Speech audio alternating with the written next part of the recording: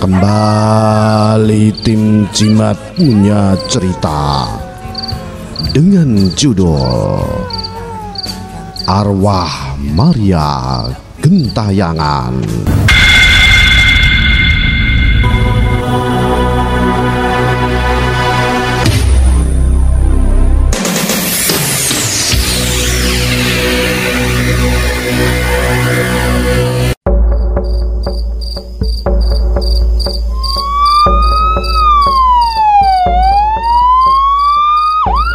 Terdengar suara mobil ambulans saat mengantar jenazah adik yang paling kusayangi Maria untuk beristirahat selama-lamanya. Aku hanya bisa melihat jenazah adikku itu terbaring. Sudah menjadi kebiasaan di keluargaku, jika ada yang meninggal, kita pasti akan mengumpulkan barang-barang kesukaannya, mulai dari baju, cincin, boneka, barang-barang pribadinya, bahkan sampai handphone adikku pun dikubur bersama jenazahnya. Menurut kepercayaan keluarga kami, itu dilakukan agar mereka tidak kesepian di sana. Percaya atau tidak, tapi itu sudah menjadi kebiasaan di keluarga kami sampai sekarang. Maria, adikku, meninggal karena ada sebuah insiden kecelakaan. Tidak ada yang lihat jelas kematiannya, tapi katanya adikku tergilas truk yang sedang lewat. Air mataku sudah habis. Aku hanya bisa pasrah jika mengingat kejadian itu. Belum seminggu setelah insiden itu, aku mulai merasakan hal-hal yang di luar nalarku. Malam itu aku kembali ke Semarang, sedang orang tuaku masih di kampung. Di perjalanan, aku masih merasa ada perasaan yang mengganjal dan entah apa itu.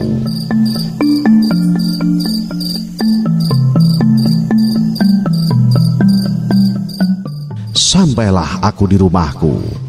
Aku nyalakan semua lampu dan beranjak ke kamar. Setelah itu aku pergi ke dapur untuk mengambil minuman dan tiba-tiba aku bergegas ke ruang tengah. Aku melihat TV-ku menyala sendiri. Aku mengambil remote dan mematikannya. Aku cukup heran, namun aku abaikan. Aku pun kembali ke kamar dan menaiki tangga kayu. Belum sampai aku ke kamar dan refleks aku melihat ke bawah. Aku melihat pintu dapurku kini tertutup. Aku langsung menuju dapur. Ketika aku buka pintunya, semua masih terlihat sama. Aku mencoba untuk menghiraukannya. Lalu aku coba naik ke lantai 2 untuk menuju kamarku. Sampai di tempat tidur, aku tarik selimut dan mulai memejamkan mata. Mataku sudah mulai terpejam, tapi entah kenapa aku belum bisa terlelap sampai aku mendengar seperti ada seseorang yang menaiki tangga menuju lantai 2.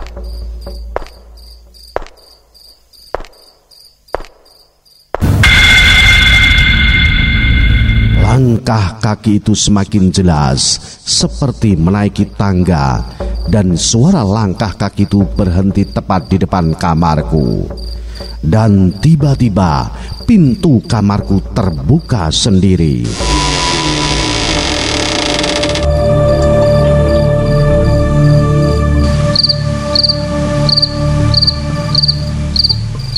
Aku melihat sebuah bayangan di pintu kamarku. Seperti ada seseorang yang sedang berdiri. Perasaanku mulai tidak nyaman. Aku coba berdiri dan aku tarik pintunya. Ternyata tidak ada seorang pun di sana. Aku melempar pandanganku ke seluruh penjuru rumah. Jelas aku hanya sendirian di sana. Tapi bagaimana mungkin Apa ini hanya halusinasiku saja dan samar terdengar suara gaduh yang berasal dari dapur? Buru-buru aku berlari ke dapur tapi nihil. Kembali tidak ada siapa-siapa. Hanya saja aku melihat piring dan beberapa panci berubah posisi. Seperti baru saja ada yang memainkannya. Tanpa pikir panjang aku kembali ke atas ke dalam kamarku. Jujur, aku jadi sedikit takut. Aku mengambil handphone dan segera menghubungi temanku untuk sekedar menemaniku. Tapi tidak ada yang menjawab. Ketika aku sedang berusaha menghubungi temanku, tiba-tiba saja terdengar suara piano.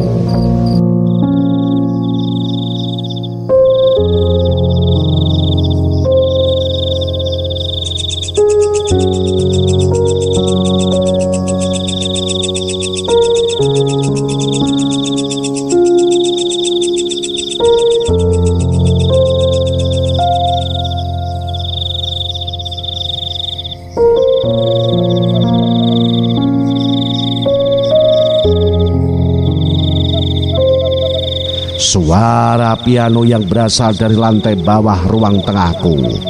Piano itu terdengar melantun dan nada piano ini sepertinya tidak asing. Aku seakan sering mendengarnya, tapi di mana? Kepalaku banyak dipenuhi pertanyaan. Penasaran, aku beranjak ke arah bawah tepat di mana piano itu berada dan begitu sampai piano itu tidak berbunyi.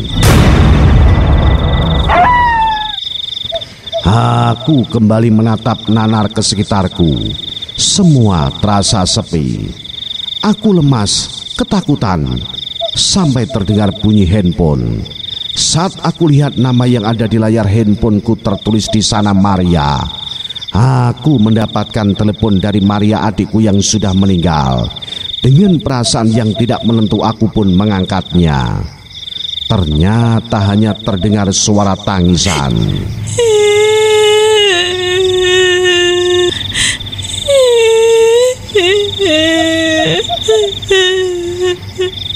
Sudahlah, Adik, jangan khawatir. Adik yang tenang di sana ya. Kita semua sudah ikhlasin Adik kok. Lalu mendadak telepon terputus. Badanku lemas. Aku pun terduduk dan di sekitarku masih sepi ditambah perasaanku yang tidak karuan. Aku pun segera menelpon ayahku. Dan ayahku berkata hal yang serupa, dia juga didatangi Maria. Maria sepertinya ingin memberi sebuah pesan. Esoknya aku berangkat kembali ke kampung halaman. Kami meminta jasad Maria diotopsi oleh pihak yang berwajib. Dan tidak lama kami pun mendapatkan hasil bahwa Maria bukanlah meninggal karena insiden kecelakaan. Ditemukan bekas penjamahan pada adikku. Bisa dibilang sebelum meninggal adikku digauli dulu, lalu dibuang ke jalan agar dikira tertabrak.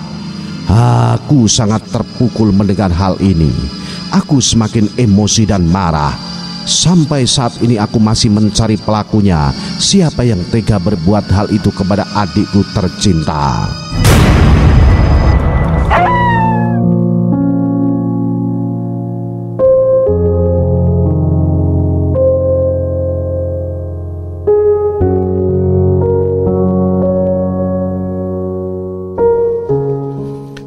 Aku duduk dan melihat foto-foto dari adikku. Aku melihat satu foto adikku dengan piano dan akhirnya aku ingat lantunan piano yang saat itu aku dengar adalah lantunan piano yang sering adikku mainkan. Dan malam itu arwah adikku memang datang mengunjungiku untuk memberiku sebuah pesan bahwa dia belum tenang di alam sana. Itulah cerita tentang arwah Maria Gentayangan. Salam Jimatres, salam satu misteri. Au.